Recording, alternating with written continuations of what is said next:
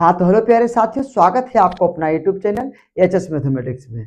आज का इस वीडियो में मेरा टॉपिक है कि किस तरीका से पढ़े ताकि हमें बोर्ड एग्जाम तक पढ़ा हुआ चीज याद रहे। तो देखिए, इसमें कहना क्या है कि आप यदि हमारी कही गई बातों से रूटीनबद्ध पढ़ते हैं तो आपसे होगा क्या कि यदि आप पहला दिन किसी एक बुक का, किसी एक चैप्टर का ऑब्जेक्टिव यदि आप याद करते हैं तो अगले दिन आप करिए क्या कि अगर अगला दिन किसी और चैप्टर का ऑब्जेक्टिव याद करने से पहले जो आप पीछे वाले चैप्टर का ऑब्जेक्टिव याद किए थे उसको एक झलक जल्द से पढ़ लीजिए। उसके बाद जो है अगला चैप्टर को याद करने की स्टार्ट कीजिए। इससे होगा क्या कि आपका जो पीछे वाला चीज है वो रिवीजन हो जाएगा और अगली चीज आप अच्छी तरीका से याद कर पाएंगे। ठीक है, ताकि जो है आगे आने वाला समय में आपको जो पीछे वाला चीज आप याद किए थे वो भूले ना।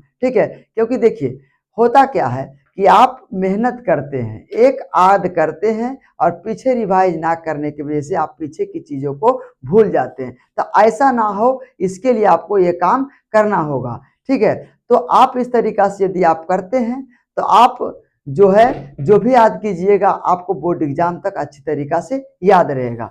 और ये बात ध्यान देने वाली बात यह है कि आप जो है पहले एक रूटीनबद्ध पढ़िए। रूटीनबद्ध पढ़ने की बात ये रहा कि यदि आप एक दिनचर्या बनाइए, जैसे एक दिन का एक रूटीन बनाइए कि हमें इस घंटा में इस सब्जेक्ट की एक चैप्टर पढ़ना है, उस घंटा में उस सब्जेक्ट की उस चैप्टर का एक उस बुक का एक चैप्टर पढ़ना है। तो आप इस तरीका से यदि आप पढ़ते हैं तो आप जरूर के जरूर अच्छे मार्क्स ला सकते हैं। देखिए होगा क्या कि देखिए कोई भी व्यक्ति या कोई भी विद्यार्थी एक ही साथ सारे चीज को नहीं पढ़ सकता, क्योंकि हम जब भी पढ़ना स्टार्ट करते हैं तो पहले हम शुरुआती से एक दो पढ़ते हैं, फिर धीरे धीरे पढ़ते जाते हैं और एक एक चीज को बढ़ाते जाते हैं। आज हम एक याद किए तो कल दो याद करेंगे, दो के साथ कल हम तीन भी याद करते हैं, तीन के साथ अगले दिन चार याद करते हैं। उस तरीका से करते करते हम बहुत सारे पहाड़ा को याद कर लेते हैं, गिनती को याद कर लेते हैं। तो उसी प्रकार से आपको इसमें काम देने वाला है कि पीछे वाली चीज को रिवीजन करने के साथ साथ ही अगला आगे वाली चीजों को याद करना है।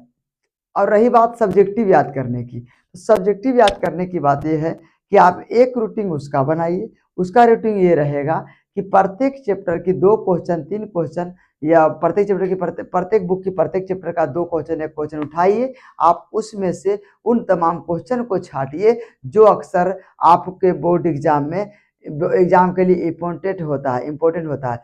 तो उस तमाम क्वेश्चन को आप जो है दो क्वेश्चन, चार क्वेश्चन याद करने की कोशिश कीजिए, ताकि आप को बोझा ना लगे, याद करने में ढेर ना लगे, बहुत ज्यादा महसूस मतलब गड़बड़ ना हो कि हम इतना इतना कैसे याद करेंगे, इतना हम याद कर पाएंगे, आपके दिमाग में गलत इफेक्ट ना हो। ठीक है, तो आपको करना क्या है कि जब भी आप पढ़ने बैठिए तो किसी एक बुक या किसी एक चैप्टर को ही उठाना, ना कि बहुत सारे किताब वगैरह सब एक ही बार कॉपी आगो में रख लिए उसके बाद पढ़ने बैठिएगा। तो इससे होगा कि आप डर जाइएगा कि इतना बाप रे, इतना इतना याद हम कैसे करें, इतना इतना हमारे पास याद कैसे हो पाएगा।